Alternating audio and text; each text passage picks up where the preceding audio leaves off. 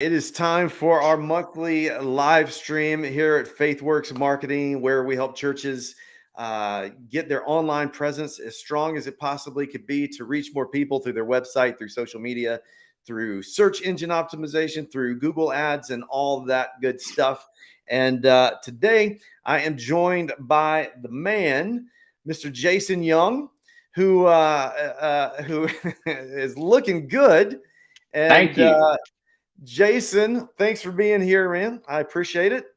Yeah, thanks, And Jono. we actually went to seminary together, so we've been connected for a minute.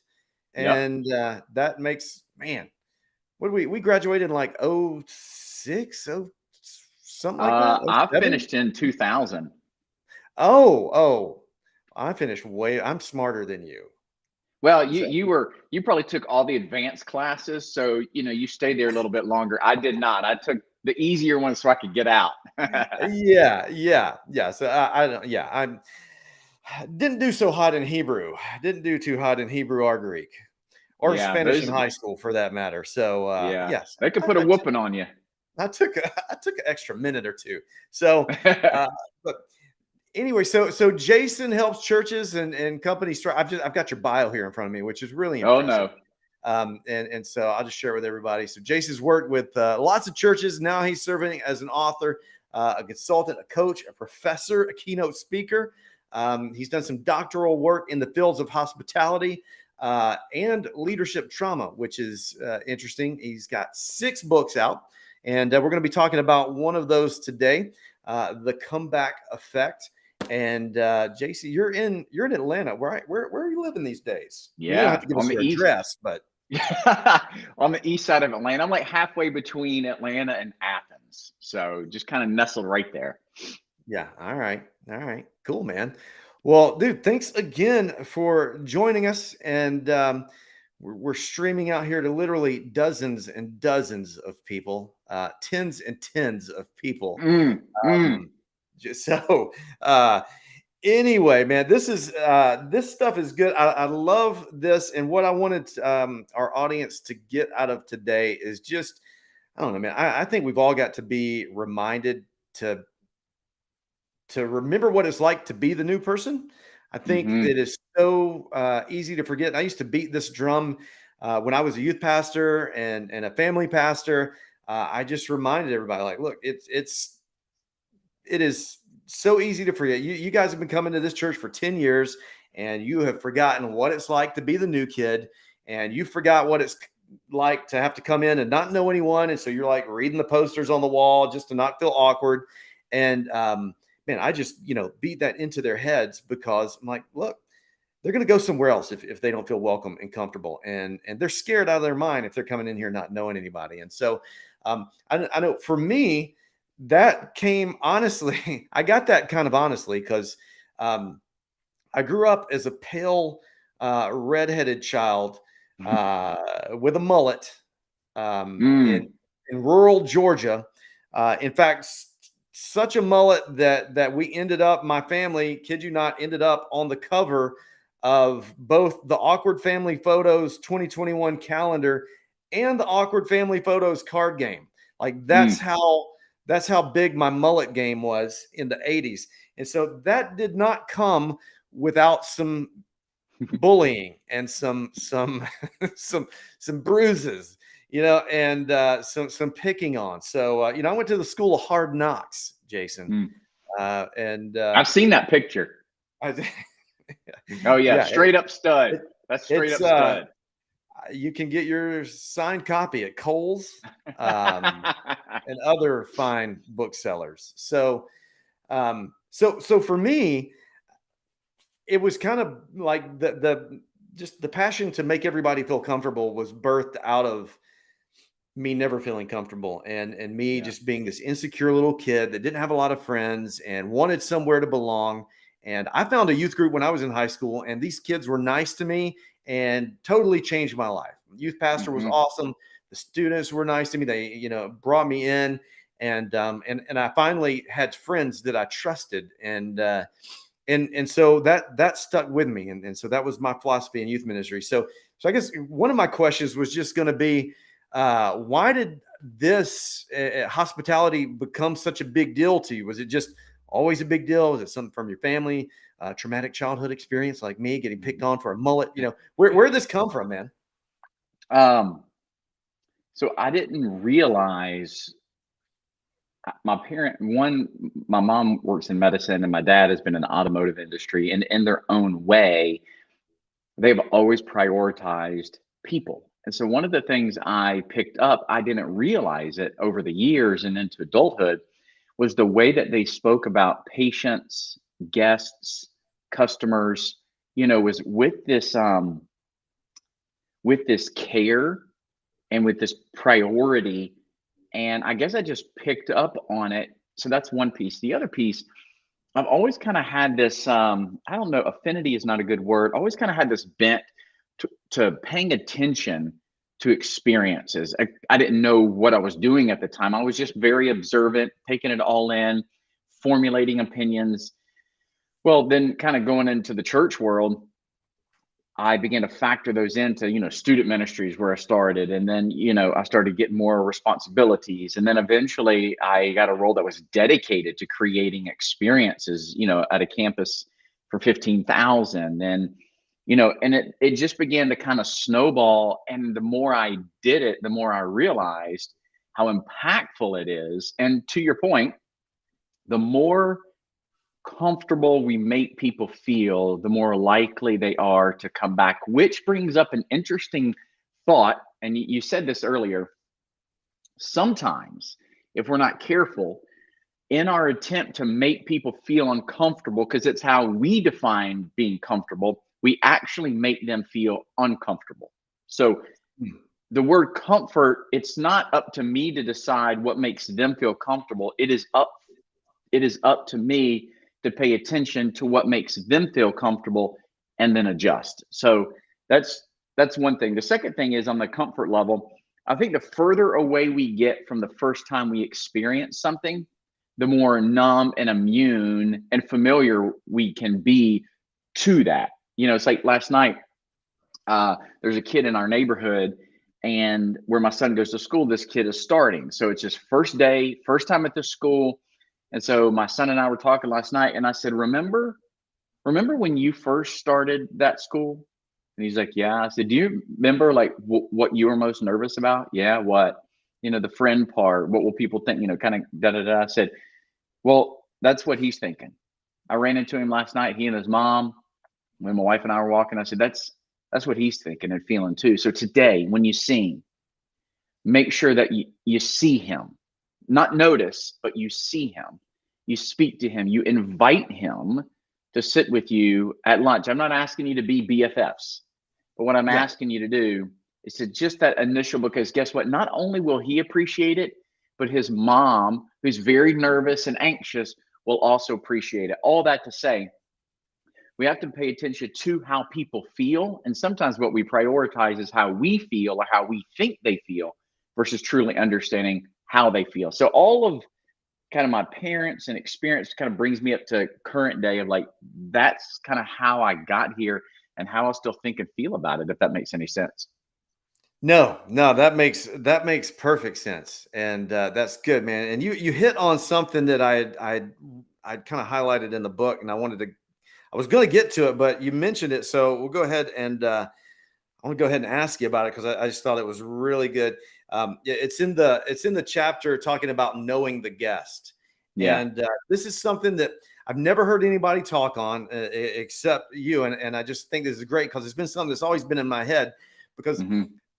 churches tend to, when they're developing a greeter team, and given not every church has a hospitality, a pastor of hospitality, like we Mm-hmm. get that, and so at larger churches, it we see how it can be a little bit, better and easier because there may be a staff person that's their only job, but still, Mm-hmm. in churches that don't have that position, they tend to just look for smiley, happy, outgoing people. And a lot of times, maybe even to the level of like obnoxious, and think, oh, Mm-hmm. they're outgoing and smile and loud and, hug. They'd be a great greeter. Let's put them at the front door. And that's really cool for the other 7 people that have that same personality. But Mm, then you got people like me. I don't want a hug, and I noticed that a lot of greeters who are just thrown there because they're outgoing and they're charismatic, um, don't either don't have the ability or haven't been trained to pick up and read the cues of the person that they're greeting or talking to, and I think they end up making a lot of people uncomfortable. And yeah, you talk about preparing for the different types of guests, and that not everybody wants a hug. And so how do yep, you?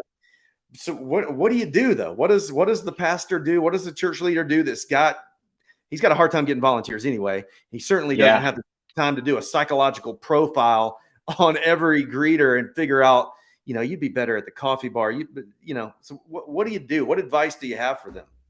Yeah, so a couple things. One, you mentioned not everybody's going to have this, hospitality pastor, first impressions, guest experience director, whatever the title may be. But I've heard churches say that. And here's the thing about it: you can't use it as an excuse, because really, for hospitality to be effective, it has to be culture wide. So Hmm. if the pastor doesn't care about it, but you expect this one department to care about it and for it to be pervasive, it's not going to work. And so Hmm. it has to be like staff wide. It has to be, senior pastor. I'm not saying it has to be your number one thing, but it has to be a priority for you. And you have to talk about it and staff it and resource it and to the very best that you can. So that's one thing. The second thing is, we churches aren't notorious for focusing on a person. We are notorious for focusing on every single person, that we just want them to come here and then we treat them all the same. Well, what we learn in the business world is, when you have a target market, or when you have a particular area, this maybe listening pastors, church leaders may be listening to this, go, yeah, but we're the church and we're about Jesus and it's for everybody. And while that may be true, Jesus is for everybody. Your church is not. And there's going to be some people that feel like, you know what, this is for me. I remember one time, we attended a church and like some great things about it. And then when we realized, okay, this isn't the place for us, and so we found another place that was more for us. And so sometimes it's the way it is. So you have to, one, hospitality, it's about the culture of the church. Two, you have to make sure that you understand the guests that are coming in. Like, you know, I talk about this phrase psychographic, and businesses use this. In fact, there's a church out west in Arizona that does this really, really well, and they make decisions through the filter of our primary target. Well, sometimes it rubs people the wrong way, because it's like, where you're alienating people, and they're not. They're focusing on someone in order to get the rest. So they're focusing on like a man and a father, because they know that they can, focus, that gets family and kids and spouse, things of that nature. So for them, that's their approach. So they spend time understanding the guest. What does that do for you? Well, what that does is, it is guided by this question: what's best for the guest? Not what's best for that volunteer, not what's best for that team, like what's best for the guest. And so when you ask that question, then you can staff these moments that you illustrated earlier accordingly. For example, um, one time I was secret shopping. They asked me, they wanted me to evaluate this church. I pulled up into the guest parking, which I rarely do. And no sooner had I opened my door, there was a volunteer standing there. And it was like, whoa, bro, like simmer down. This is a little bit much. He's like And it was helping so you over, unbuckle your seatbelt. help me tuck my shirt in. It was weird. No, I'm just kidding. I'm being dramatic. But it was a little much. And as excited as that person was, and I appreciate that, it's not what made me feel comfortable. And so I think it is helping to think through, like, well, what do we need to do? How do we throttle? And just because somebody is outgoing doesn't mean they need to be the first face. Or if they're outgoing, sometimes this is where training and development is helpful. For me, training is in the first 90 days and development begins day 91. And so it's helping people understand, like, we're here for the guest, right? And so we have to begin to ask ourselves, like, I don't want to hug everybody. I don't want to shake. Just think, when that volunteer shakes my hand, all I can think about is the 699 other hands you just shook, and then you shook mine. Yeah. But for some churches, that's attention because it's like, wow, we want them to feel welcome. What does that even mean? Does a handshake equal welcome? Does a hug equal welcome? What about like words, eye contact, body language, not talking to another volunteer? Like those things communicate welcome too, but we don't seem to Mhm. focus on those as much. So does that Yeah. make sense? Yeah. Yeah. No, that's good. So that's one of the other things that I thought was just really good, and this goes along with what you were saying about culture. That it's you've got to create a culture. It's not just having a hospitality team or a Yeah. hospitality department. You've got to create that culture. And you had said in the book, like you gave an example of a church, and the quote in there is that just stuck out to me. It was just kind of a short little simple sentence, but it almost made me giggle because it said uh, the church thought they were welcoming. Like, and I'm like, yeah, what church doesn't think they're welcoming, honestly? Sure. And I've been, I've guest spoke at some churches. I've served at some churches. I remember one of the first churches I served at. I remember somebody standing up. And of course, I was a young smart mouth then, and saying, we just have the most loving, welcoming church. And I'd be like, what church are you talking about? Because no, we're not. No one feels comfortable.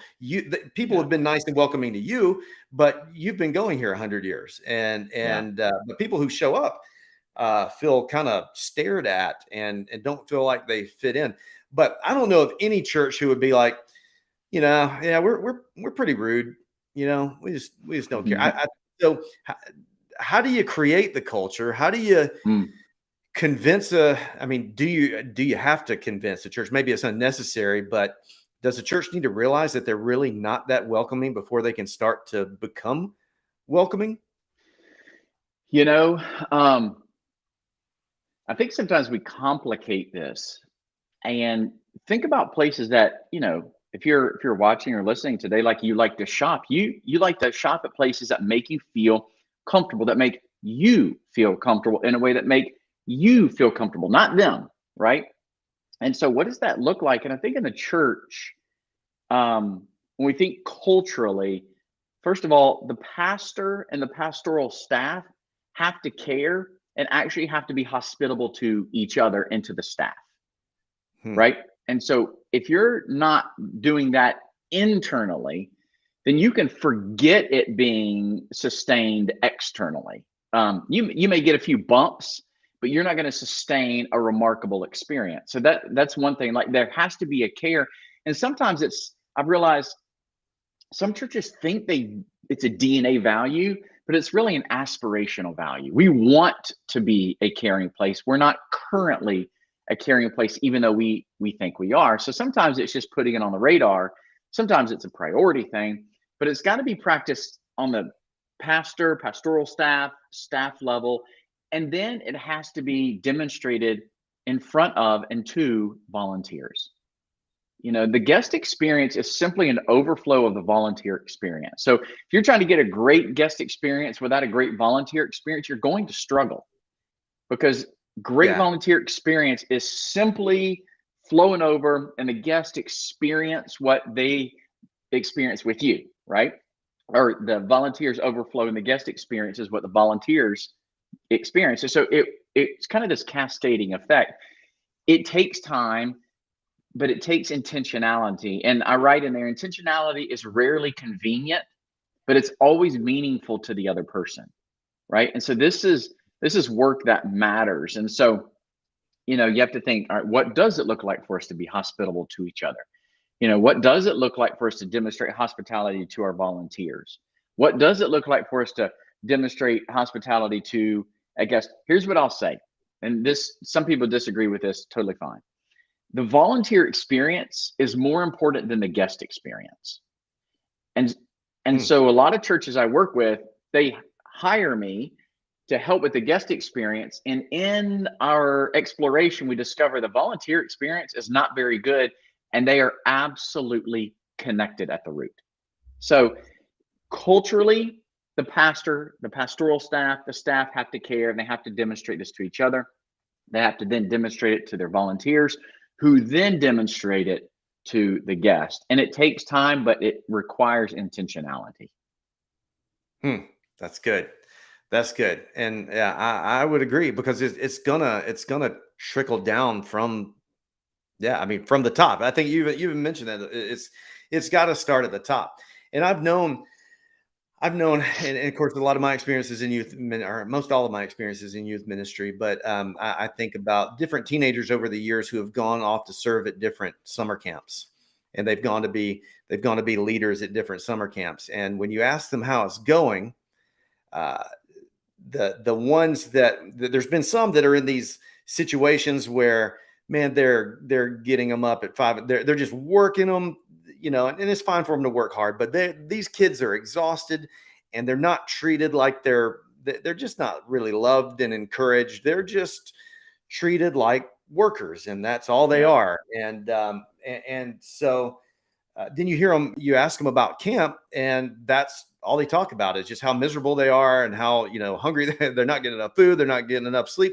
And there's no way that those teenagers are ministering during the day to their small groups. I mean, that stuff's pouring out.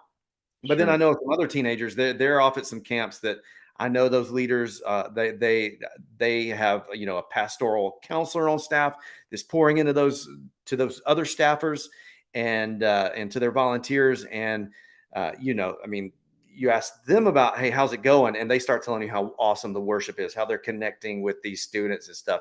And it's just night and day. And yeah, it totally began with how they're being treated at the top. And so what if you've got, what about these situations where the pastor doesn't necessarily, he's not a hospitable guy, this isn't important to him. It Yeah. obviously needs to become important to them. Yeah. So how does this change? They got to hire someone like you? Does the Lord just have to wake it up in their heart? Or can somebody else who read this book and step in? Could a mid-level staff person lead the charge if the pastor's not on board? Yeah. It'll never reach the apex without the pastor being engaged in it. However, it doesn't mean it can't still be impactful at your church. So if a staffer picks it up and staffer decides, hey, in my area, this is what we're going to do. In fact, I'm talking to one staffer right now at a particular church, and this is a little bit of the challenge that the senior leadership, they got other things to do. And so we're focusing on his particular area to make it a great example of what a volunteer experience and a guest experience should look like. And then engage other staffers along the way. So it's a slow go, but it's the best strategy versus, well, if you're not going to do it, then we're not going to do it. So instead of just throwing it out, you find and work where you can. So I know it could feel discouraging if it's important to you, but it's not important to your pastor or your senior leadership team. But it doesn't mean don't do it, because you could still have a great impact. And there are other staffers around you that may want to figure out, how can I do that too? So, a lot of times we think of hospitality, well, that's guest experience, first impressions, these different words, but we forget that this happens all throughout the church. For example, if you're, working with preschool, hospitality to the child, hospitality to the parent, hospitality to the grandparent that are there with their kid that day, or you think about student ministry. Yeah. So I mean, like, this is in many, many different places. And remember this, great hospitality assumes great leadership. So if I go somewhere and I have great experience, I assume, and I may do this subconsciously, that somebody back there, a leader somewhere back there, this matters to him or to her, and they are making this a focus. Now, the flip side is also true. Bad hospitality, poor hospitality assumes poor leadership. And so when we think about our churches, if we're not, we should be the most hospitable place around. I mean, I shouldn't even have to say that, because when we think about hospitality, is really this meta narrative in the Bible, really from Genesis to Revelation. We see God demonstrated to humanity. We see humanity to humanity, really beginning with Abraham in Genesis 18. We see it throughout the New Testament. We just see it everywhere. And if we have to be the example of hospitality, right? And so in order to do that, don't wait on a pastor to pick it up. You as a staff person in your position, pick it up, do everything that you can, right? And then maybe talk to other staff and see if there can't be this, trickle effect, and you can impact other areas, as well. So hopefully that's helpful.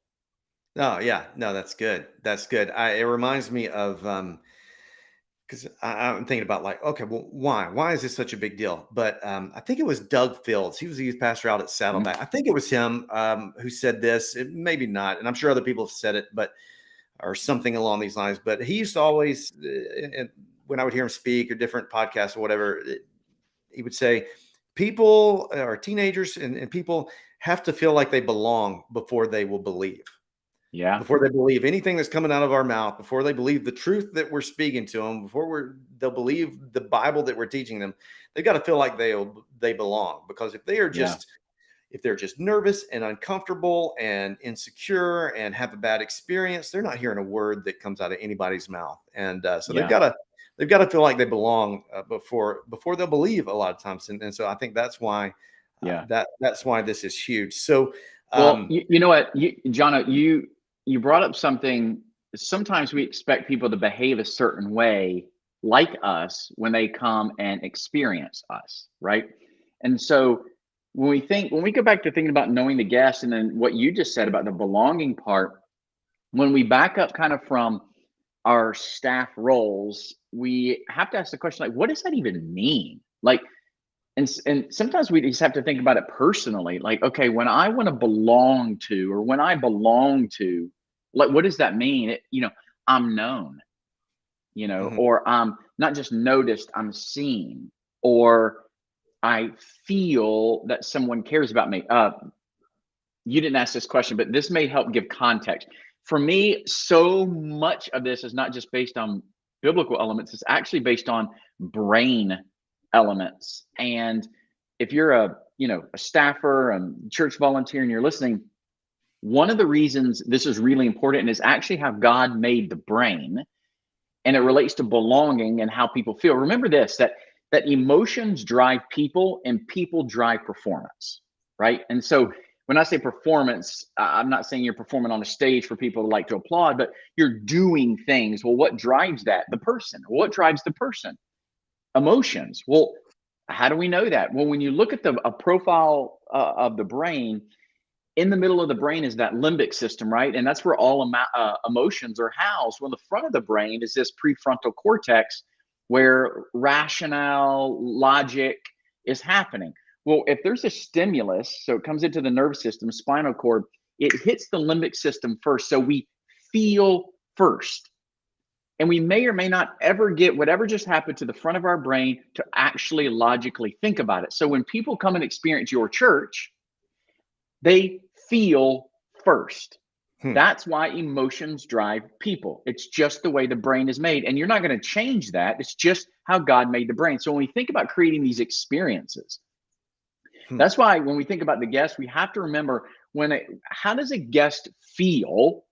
When they come up, they are right. making a brain decision. I hear churches a lot say, well, we're going to speak to the heart of people. I'm like, cool. How do you do that? Well, we speak to the heart. I'm like, well, people are making decisions with their brain, and primarily the limbic system, because it's where emotions are housed. And here's the other small little part in the limbic system. And you probably know this, and your listeners probably know this. There's an almond shaped part of the brain called the amygdala, and the amygdala does one primary thing, and it scans for threats. Am I safe here? Am I mentally and emotionally safe here? Do you see me? Do you care about me? Are you there for me? Etc. When people come and experience our church, when a volunteer joins our team, that amygdala is scanning for threats. We all do it with each other.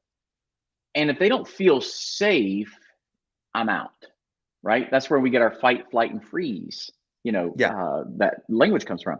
So when we put these experiences together, we have to think through. That's why emotions are really, really powerful, because it is driving that person. And so it's not something we argue with. It's how God made the brain. So what we do is we build these experiences to incorporate how the brain is wired and to speak to it. That's why these basic things, I see you, I'm listening to you. I Mhm. validate the fact that it is nerve-wracking to come here today. Or, whatever it may be, because what you're doing is you're speaking to that amygdala and you're speaking to the limbic system, and you're allowing that brain to say, you're okay here. And whenever people feel like they're okay somewhere, that's the place they want to come back. And if they aren't okay or they don't feel okay there, they don't want to come back. That's why, I think about Publix and their tagline where shopping is a pleasure. They're focusing on an emotion when you're there. It is a joy to be here. Why? They've built this system. Are they perfect? No. But they built this system to try to figure out how do we help people feel when they're here. They have feelings already, but how do we tap into that and highlight the fact that we see it and we're focused on it? Hmm. So, what are some of the things, and I know we're running out of time here, but what are some of the things, big and small, that you've done or that you've seen others do well that you think are major contributing factors? And big stuff could be music or whatever, and even down to Yeah. little stuff like you mentioned in the books. There's a couple times in here you talk about mints. You talk about mints a lot, and mints are obviously very important. But I thought it was interesting Yep. because you switched the mint flavor and you Yep. guys started going through, exponentially more mints than you had been going through, and Yeah. that trickled in. So anyway, I thought that was really cool. So what are some of Yeah. those So examples? well, one, we talked about the biggest pieces, the cultural element that takes time, effort. Like, so Mhm. I just want to say that is huge. But there are a lot of other little things, like, for example, um, what are the scenes or the moments that a guest passes through at your church? And so figuring that out answers a couple questions. One, where do I need to place volunteers? Two, what type of volunteer do I need to place in that particular area? Funny, when you do these kind of exercises, you might realize I don't need as many volunteers as I thought. I need to Mhm. put different volunteers in those particular places than I thought. And three, it really allows the guest to, like, you have built something for me. So I think that's one thing. Like, what are all the little moments in the guest experience, kind of like in and out, street to seat and seat to street, right? That's important. And then that didn't even include the web and social, all that world. Um, Placing people appropriately, the types of people, how you train them. There are some peculiar volunteers. Let's just get that out of the way. And so you have to kind of work with that and work around that. And it's like, oh, I feel the Lord calling you to be in the basement where one person comes in the week, I feel like the Lord's Yeah. just doing that. So I think that's a thing. I think you demonstrating all of this to the volunteer and really making sure that the volunteer experience is absolutely remarkable. So if you want them to feel seen and cared for and valued, validated, yada yada yada yada, if you want that for the guest, do it with your volunteers. You cannot expect them to replicate what they don't experience with you. They literally do what they experience with you. The other thing is just constantly celebrating when you see something good happen. Man, I saw Jono, I saw him take a guest and walk them from, here to da da da. You know what that does? That removes a feeling that the guest might have to feel nervous and anxious because they don't know where they're going. You remove that feeling and you replaced it with, I got you.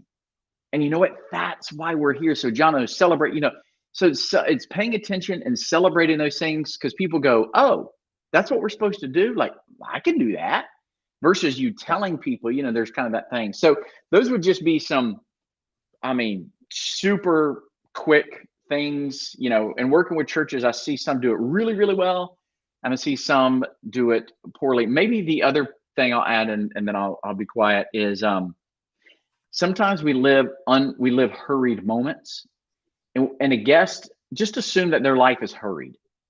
What if you were the volunteer, the staffer, that in the one moment in the week, you gave them the gift of an unhurried moment? Now, that Hmm. creates a feeling in somebody that people want to come back and experience again because you gave them calm and you gave them an unhurried moment that they hadn't had all week. in their hurried lives. And so that could be a really powerful, again, it's speaking to the mind, that emotion part of the brain to say, hey, I got you. I'm here for you. It's okay. Hmm. That's good, man. That's good stuff. That's a lot to think about. That's a lot to think about. And I wish I'd had this book at the beginning of my youth ministry days, but man, I'm glad it's here now. And if you haven't read this book, everybody, you need to get this book. We'll post the Amazon. We'll post a link to the Amazon along with Jason's other books. There's the Comeback Culture, which is for business and organization leaders. That so if you're not a church leader, that one may be a better fit for you. But man, this has been great. There's a lot of good stuff in that we've said that you've said that I think our audience can totally take back and put into place and evaluate. Hopefully, man, I think every church should hire the secret shopper thing. That's a great idea. In fact, I would love to be a secret shopper at a church. Mm. I'm super critical. That would be that's right up my critical and cynical. That would be right up my alley. Yeah, Um, it is fun. It's fun. And I'll say this, John, on the book side of things, I'm not good at like promoting books. We've talked about the guest experience and the volunteer experience. There's a book I have called The Volunteer Effect. I actually pitched the kind of title to go along with this as a joke to the publisher, and they're like, "That's it." And I'm like, "Oh, okay, that was kind of a joke." But the now I comeback have is to for write the guest experience, and the volunteer effect is for the volunteer experience. So if you're trying to figure out how to do both of those, there's a book, a plan to help you with them both. Sweet. Well, I need to get you. I need to read that and then get you back on here to talk about that one. So I'm Let's do excited it. about that, man. Let's do it. All right. Well, man, thank you so much for being with me today. Thanks everybody who's watched on YouTube and Twitter and wherever else, Facebook, Instagram, the TikToks, the MySpace webs, the podcast, whatever. Thanks everybody for being here, and we'll see you. We'll see you soon.